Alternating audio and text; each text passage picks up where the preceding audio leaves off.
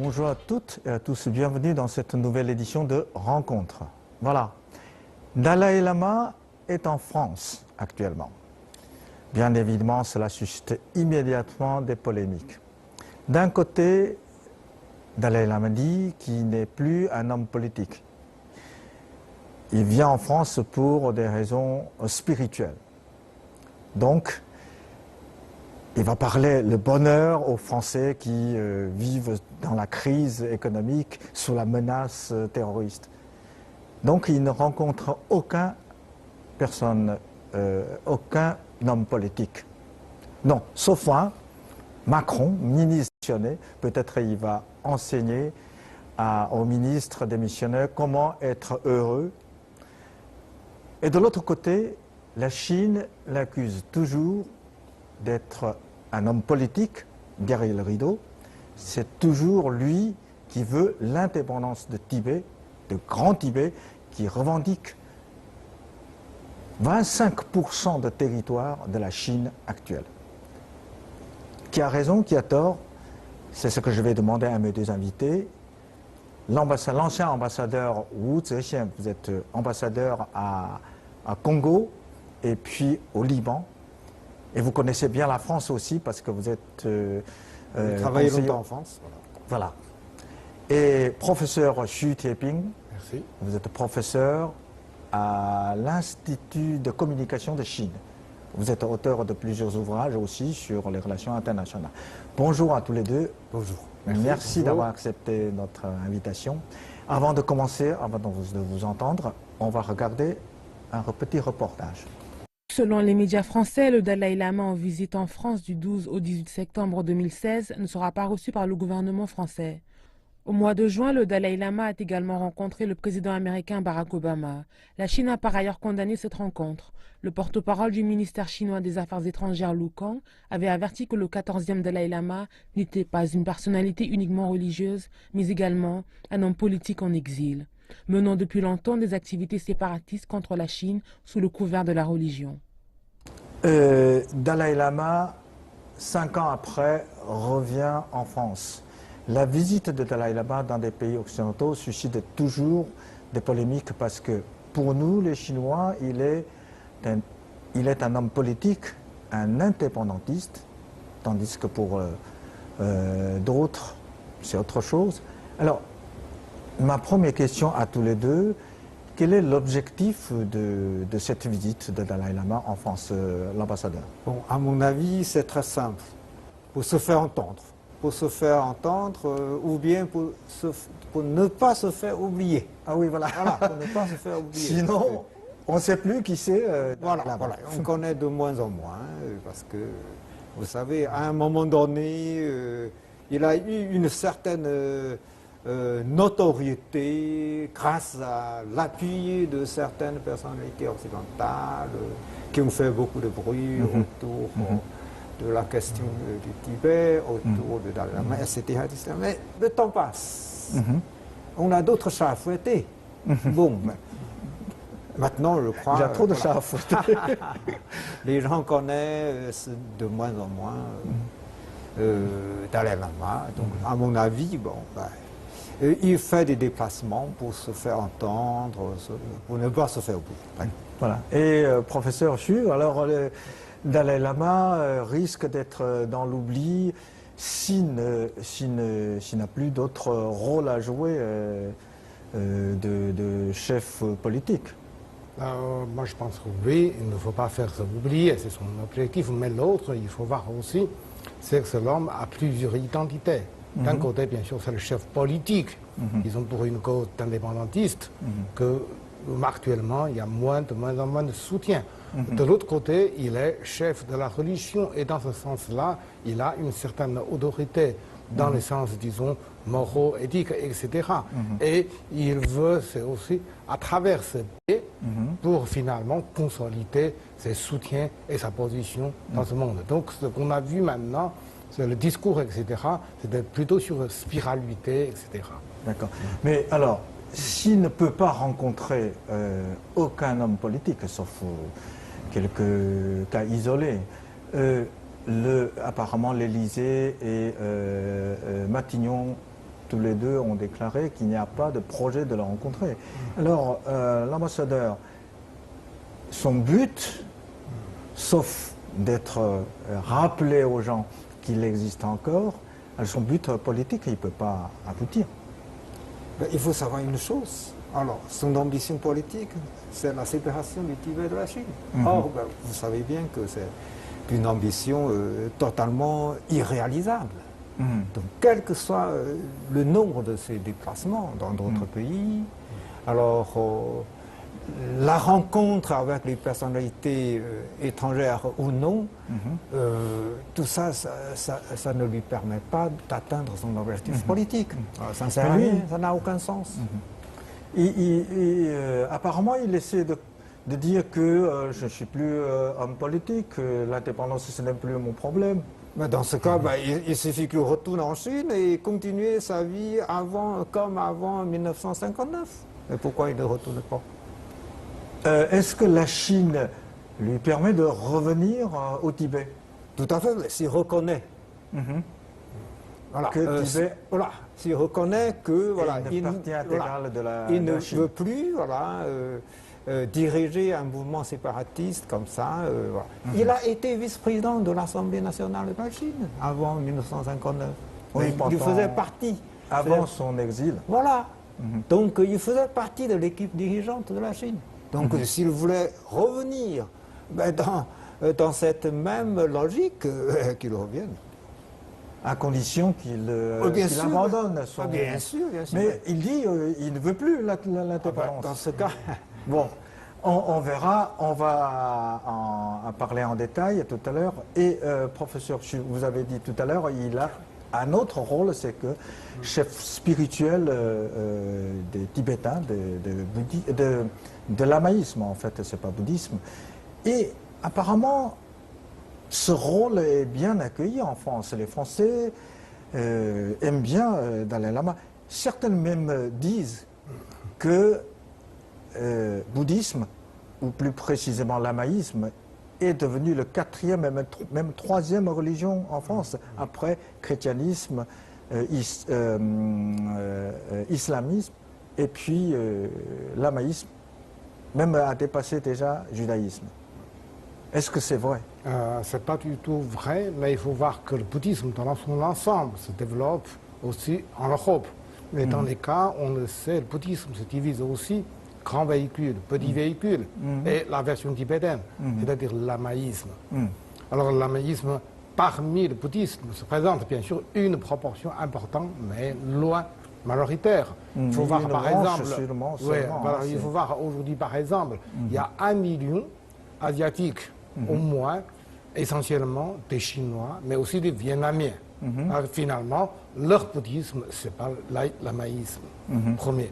Et deuxièmement, ce qu'on a vu, c'est que depuis, je dirais, le début du siècle dernier, il y a une tendance où des grands maîtres lamaïsme commencent à se propager, à faire la conversion en Occident, essentiellement en Allemagne et aux États-Unis. La France se trouve dans une position intermédiaire. C'est seulement depuis la fin de la Deuxième Guerre mondiale que le bouddhisme se développe. Bien sûr, on peut dire haut et fort, peut-être le bouddhisme pourrait devenir la troisième religion, mais concernant le lamaïsme, c'est encore loin.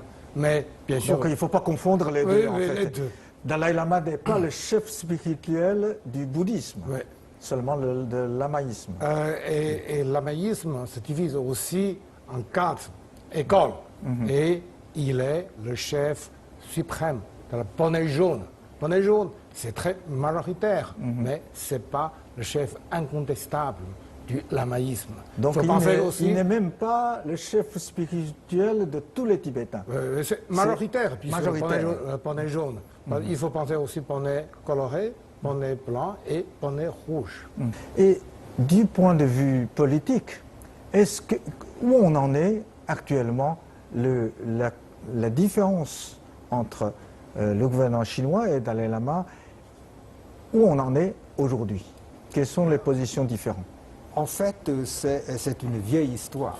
Alors, le Tibet fait partie de la Chine officiellement à partir du XIIIe siècle.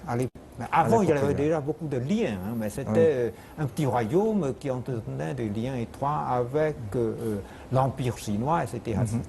Il y avait même des mariages entre le souverain tibétain et la princesse, et plusieurs princesses de l'Empire chinois. Mais à partir du XIIIe siècle, c'est-à-dire sous l'époque Yuan, le Tibet est devenu officiellement une partie de la Chine avec une administration centralisée, basée à la capitale chinoise, qui envoie des dignitaires, des hauts fonctionnaires et qui nomme les gouverneurs dans la région du Tibet. Donc le problème ne se posait pas du tout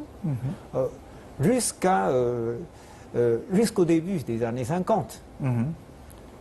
Dans un contexte de guerre froide, alors les Occidentaux, surtout les Américains, ont essayé d'encourager un mouvement séparatiste. C'est pour ça que j'ai dit l'année 1959 marque un tournant, parce que c'est cette année-là que certains Tibétains, dirigés par Dalai Lama justement, et appuyés par les Occidentaux, ont fait un soulèvement armé, qui réclamait l'indépendance. Or, il n'y avait aucune condition favorable à leur mouvement. Donc très vite,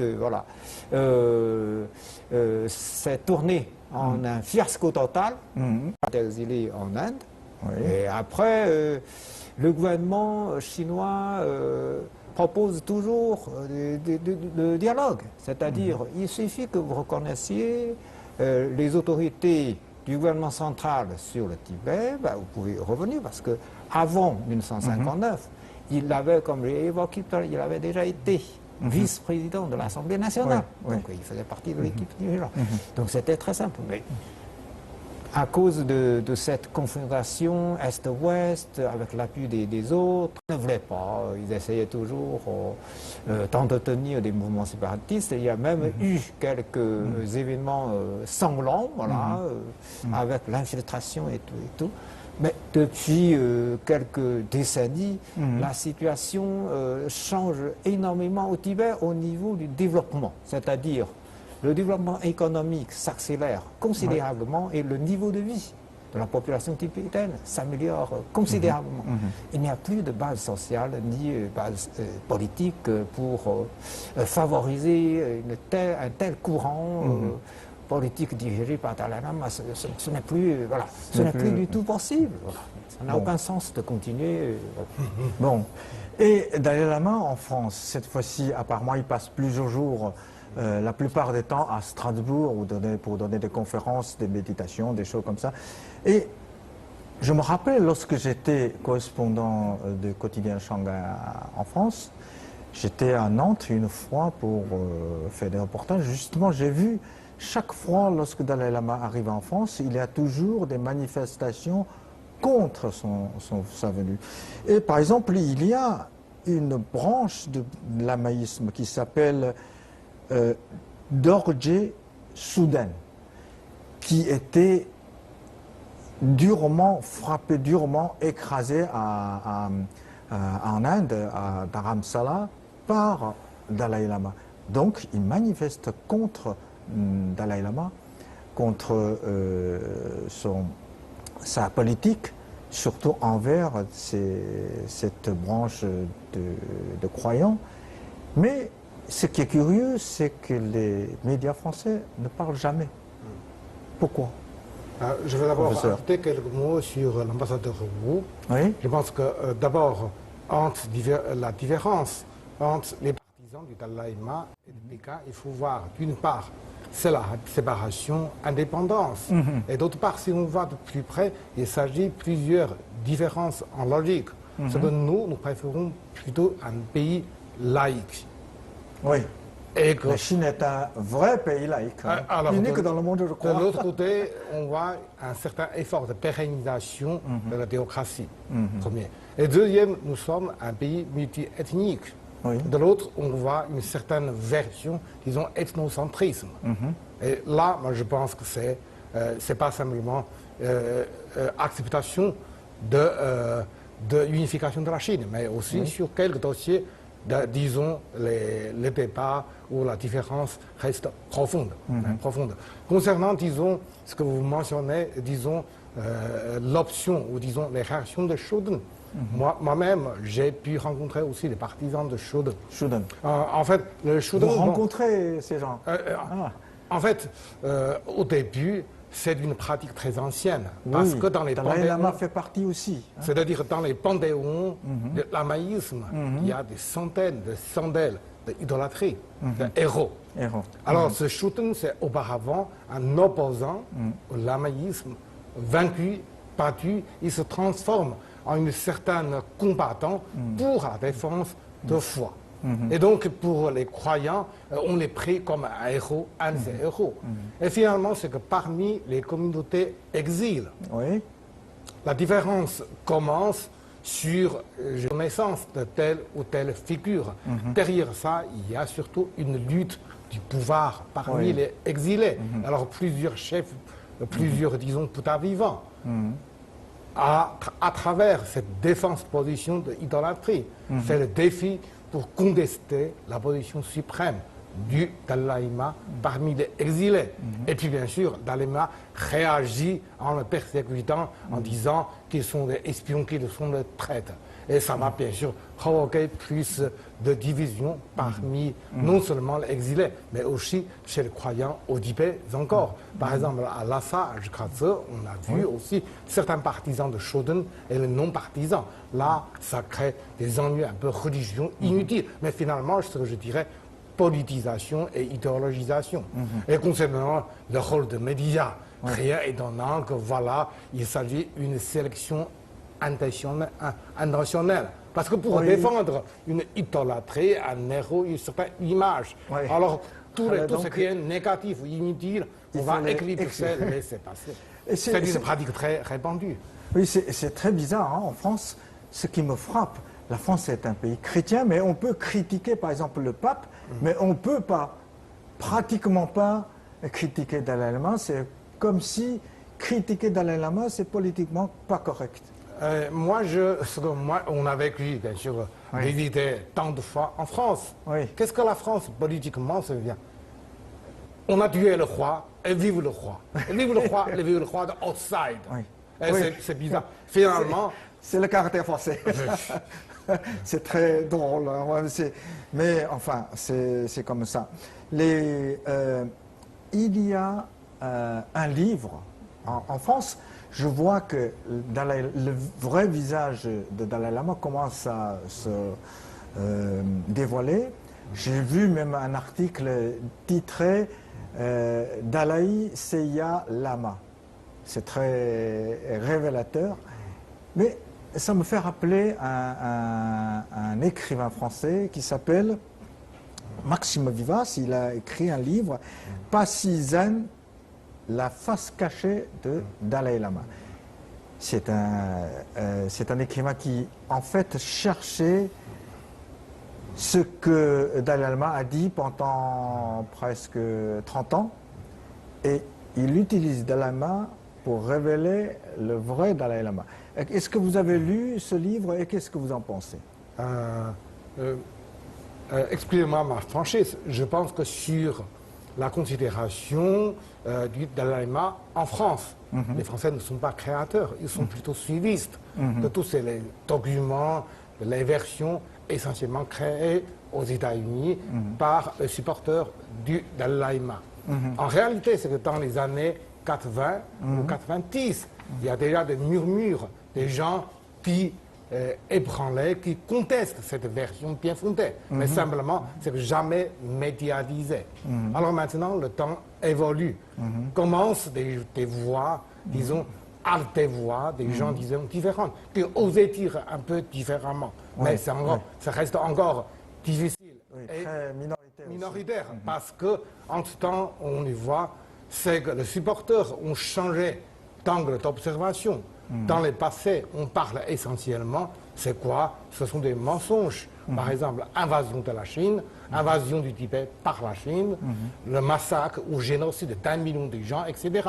Tout c'est dit maintenant des mensonges. On a tourné, on a oublié, et disons, l'aspect, la critique se tourne plutôt sur les aspects culturels. Alors, dans ce cas-là, je dirais qu'il y a des gens un peu sérieux qui osaient penser un peu autrement contre une certaine pensée, ou disons dominante. Tout, par exemple, il y a un reportage télévisé, mais aussi le livre. L'ambassadeur, est-ce que vous avez lu, comment pensez-vous de ce livre? Et surtout, c'est que les Français, comment les Français réagissent? Bon, personnellement, je n'ai pas lu ce livre, mais ce que je sais, c'est que l'écrivain n'est pas le seul qui dit la vérité. Il y a d'autres chercheurs qui écrivent des articles, etc. Un Australien, par exemple, a aussi écrit un article concernant la vérité sur l'histoire du Tibet, etc., etc. Bon, je pense que c'est vrai, d'un côté, il y a une certaine tendance pour certaines presses de sélectionner les informations, mais de l'autre, il y a quand même des gens honnêtes qui essayent de dire la vérité pour faire comprendre à tout le monde que voilà, l'histoire n'est pas telle qui a été présentée par certaines presses, mais il y a autre chose qui sont cachées. Bon, ben, je pense que c'est une bonne chose. Il faut que les gens disposent vraiment voilà, de toutes les informations complètes et réelles. Essentiellement sur la nature de la démocratie. Oui, c'est la nature passé de la démocratie. idéalement, artificiellement. Et l'autre part, c'est la révélation des rôles de CIA et puis des meneurs, disons, de subversion dans les années 50, et qui a détruit cette image de soi-disant non-violence. Et Dalai Lama a 81 ans, je crois. Et il parle beaucoup récemment de son réincarnation. Et d'abord, je voulais savoir quelle est la façon de réincarner, parce que c'est quand même unique dans le monde. Un homme qui peut être réincarné sur un enfant de 2 ou 3 ans. Alors, comment ça se passe, l'ambassadeur? Je ne suis pas spécialiste, mais il faut vraiment croire pour voilà, réaliser cette sorte de choses. Ben, un homme qui meurt et qui renaît voilà, à travers le corps charnel d'un bébé qui est né quelque part. Bon, ben, il faut vraiment y croire, hein, sinon... voilà, c'est la tradition de la tradition. C'est pas la tradition du bouddhisme. En fait, le bouddhisme, ça n'existe pas. Hein, bon, peut-être certaines personnes croient à la réincarnation de façon plus vague, c'est-à-dire, bon, il faut faire tout ce qui est bien pour pouvoir disposer du bonheur pour une autre vie. Ben, ça, c'est aussi une façon de croire à la réincarnation. Mais pour le dalaïsme, c'est vraiment spécial. Il croit vraiment que la vie matérielle, charnelle, continue à travers un bébé qui naît justement au moment de la mort voilà, de quelqu'un. Bon, ben ça, vraiment, il faut y croire. Voilà. Il faut y croire. Et vous le croyez, professeur? Et surtout, c'est que Dalai Lama a déclaré qu'il sera incarné probablement peut-être en une fille, peut-être en une blonde, hein, c'est une étrangère. Même, il a dit, mais de toute façon, ce sera hors la Chine. Est-ce que c'est possible si... Donc, futur Dalai Lama devient un étranger, devient un homme blanc, noir, arabe. Est-ce que c'est possible? L'essentiel, c'est pas là. En fait, il faut voir un peu distinguer ce qui est dit réellement, sérieusement. Et parfois, on fait une certaine humour. Humour, c'est essentiellement pour avoir plus de soutien et de compréhension parmi les supporters. On a fait certaines tentatives. Trouver un petit enfant espagnol devient incarné, etc. C'est pas réussi. Je pense que, bon, s'il s'agit par exemple de futur, ça pourrait être un Mongol ou un autre, disons, parmi les communautés de croyants. Ce serait faisable ou possible. Mais si uniquement on va instrumentaliser, politiser, pour avoir plus de soutien politique à son indépendance, un plan ou un autre, ça, c'est un peu aller trop loin. Il faut, par exemple, quand on était plusieurs fois au Tibet, parmi les croyants, les gens disent, bon, impensable, incroyable. Ça, c'est un peu aller trop loin dans le sens essentiellement de chercher, disons, plus de soutien que vraiment une certaine, disons, préparation ou une certaine choix proprement dit religieuse. Et l'ambassadeur Wu, alors, apparemment, ça c'est sa vie, l'incarnation, ça c'est côté religion. Côté politique, à votre avis, est-ce que Dalai Lama peut encore avoir des influences pendant combien de temps? J'ai dit tout à l'heure déjà que voilà, ce mouvement, ou cette idéologie séparatiste des Tibétains n'est plus de mise. Il n'y a aucune possibilité de voir le Tibet séparé de la Chine.